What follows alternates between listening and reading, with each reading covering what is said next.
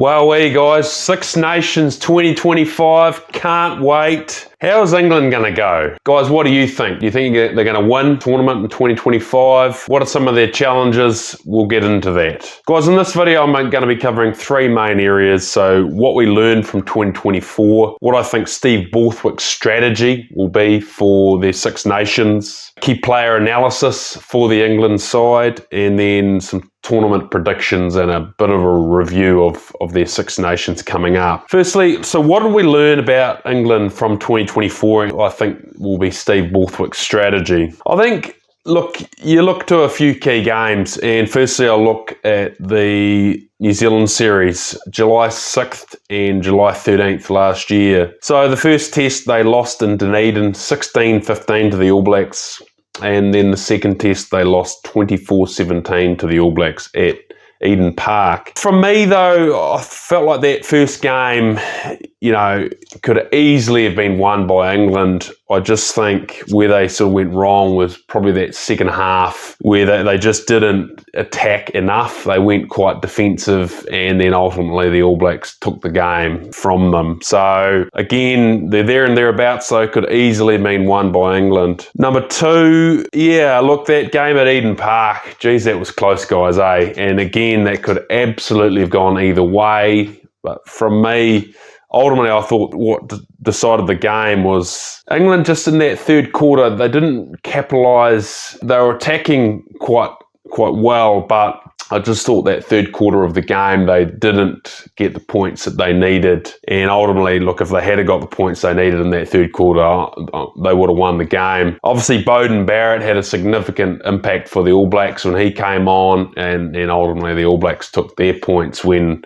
they needed to and won the game. So, summary, a few issues there. Look, basically their attack. So, not taking points when needed and not attacking enough when required. So, you then look to the Autumn Nation Series, a couple of big games there. The first, the All Blacks won 24-22 at Twickenham. And geez, that game was very close. England could easily have won it. They're definitely there and thereabouts. For me, I just thought that game was just sort of, again, the second half. I just felt that second half, the England side, their attack seemed to halter a bit. And ultimately, if they had have attacked and just accumulated the points when they needed in that second half, I'm confident they would have won that game as well. So you then looked the following week, November 9th, the Wallabies versus England. Yeah, and again, that was a bit of a shock result. But I just sort of felt that game, there was a bit of indiscipline from England. I thought they were a bit inaccurate with their attack. And ultimately, it gave the Wallabies chances, and they took their opportunities when required. Look, again, the game could have gone either way, but inaccuracy, I think, really helped the Wallabies to ultimately win the game. So the final one was, from me, November 16th, England versus South Africa.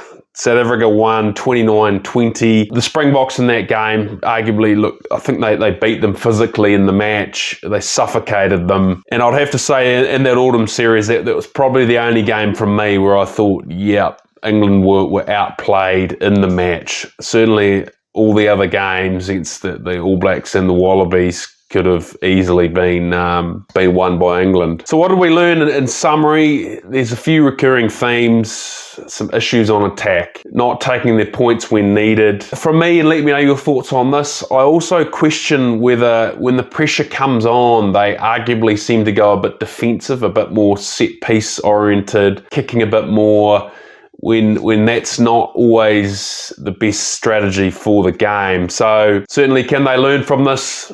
Six Nations, we'll find out. What are we expecting from Borthwick? Look, I think he'll go back to his pride and true and tested. He has a real focus on set piece. He's particularly strong with the physicality. They want that line speed, that strong defence with some good tactical kicking. But I think what will be interesting is, what will we see on attack from the England side? So what changes will be made?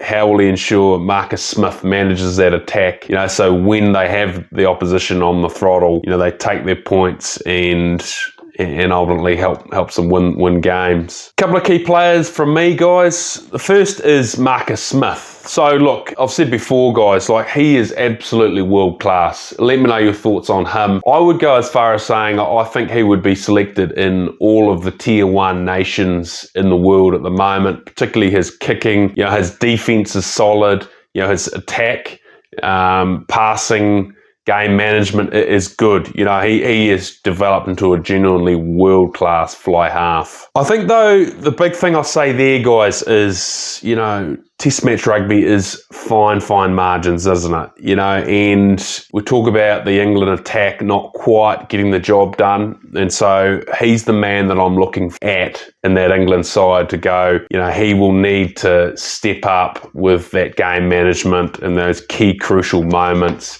And really, Marcus Smith needs to drive that game management, when to attack, when to tactically kick, and ultimately accumulate points for the England side. The second one from me, guys, was Maro Itoje. And look, you know, newly appointed captain. Look, he's absolutely class, guys. I think the big one from me, though, there, he's been around a while. He's an experienced rugby player. You know, look, he's a big, powerful man, isn't he? And particularly his work at that line out, you know, not only catching the ball in the line-outs he's very effective at, but particularly on line-out defence. And you just saw last year how much trouble he was able to impose on the All Blacks line-out. So, yeah, he's a big key player for the England side. I think not only that, though, like he brings that raw physicality, doesn't he? Like he carries the ball hard, he picks and goes hard, and he's got a high work rate, particularly his work around the breakdown, you know, getting turnovers. He'll certainly be a really key player to the England side in the Six Nations campaign. And it'll be interesting to see how he goes as newly appointed captain.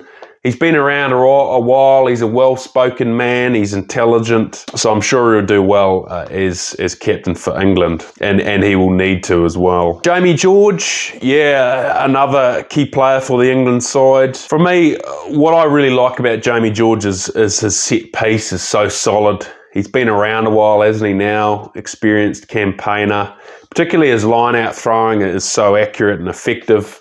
His scrummaging is class, and his work at the breakdown is quality. You know, he gets a number of good turnovers. The main one from me, though, with him is, and guys, let me know your thoughts on this, like his leadership. You know, I can't help but notice in interviews, like he's really intelligent.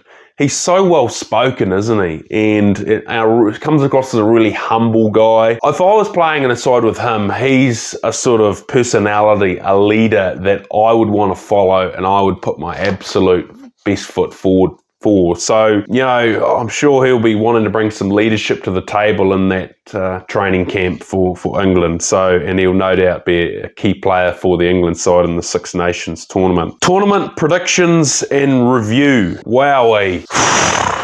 It's going to be a hell of a tournament, isn't it, guys? You just look at this tournament list that I have here. So it starts for England on the 1st of February at the Aviva against Ireland. And geez, that is going to be an awesome fixture, isn't it? You know, Ireland are an absolute class side. You know, expecting plenty of raw physicality from both sides in that game. The big one for me, I think the expected winner, going to be a close game, I think. But the side that wins it will be the side that takes the points when on offer with their attack. So, and geez, the following weekend, February the 8th, they play France at Twickenham. Jeepers, it doesn't get any easier, does it, guys? What another cracking game. Look, France is a real quality outfit, aren't they? Just such a simple game plan with a highly effective attack. I think Dupont is, for me, their absolute key man. When he's in that France side, he makes such a difference to their attack, doesn't he? Just holding that defense and sniping around the breakdowns. So, yeah.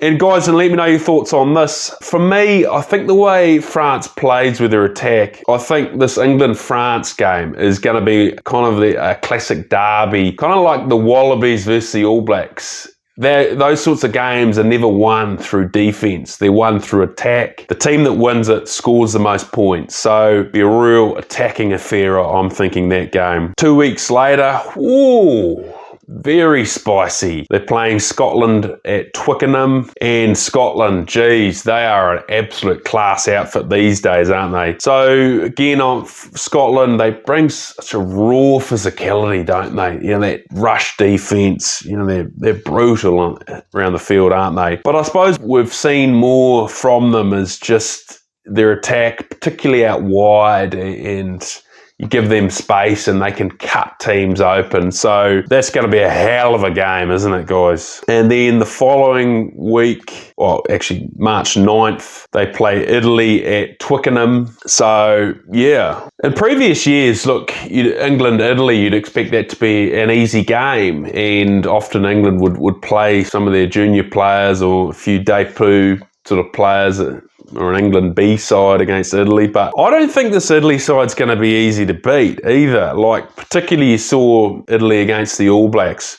The physicality they brought is quite impressive. Their defence, you know, they're coming up, they shut down space, and particularly I was impressed by the Italian cover defence as well. So I don't think they're going to be an easy side for that England team to crack on attack. And then you look at the Italian side out wide. You know, they have some real threats in that back three. If you give them space, they'll cut you open. So another real tough fixture for England. Cracking game ahead. And then finally, March 15th, England versus Wales at the Principality Stadium in Cardiff. Woo! Jeepers. I think that one, Wales is a developing side that certainly didn't have a great season last year in 2024. But, you know, I lived in Wales, and one thing I know about the Welsh is they are proud. They're a proud rugby nation, that is for sure. And they love playing England, they rival England, and they love beating England. So I wouldn't underestimate the Welsh. That will be a tough, brutal, physical encounter. What it shows, guys, is a pretty tough Six Nations tournament, some absolutely cracking games of rugby coming up. I can't wait to see these games. Guys, let me know your thoughts on England's upcoming Six Nations campaign. You know, will they win the tournament? You know, what are the key players for England? What do you think Steve Borthwick will introduce to the Six Nations? Do you think England will do some surprise attack moves or anything like that? Let me know your thoughts. And guys, if you've enjoyed this content, please like, subscribe, and add any further comments you thought about the England Six Nations tournament coming up. Cheers.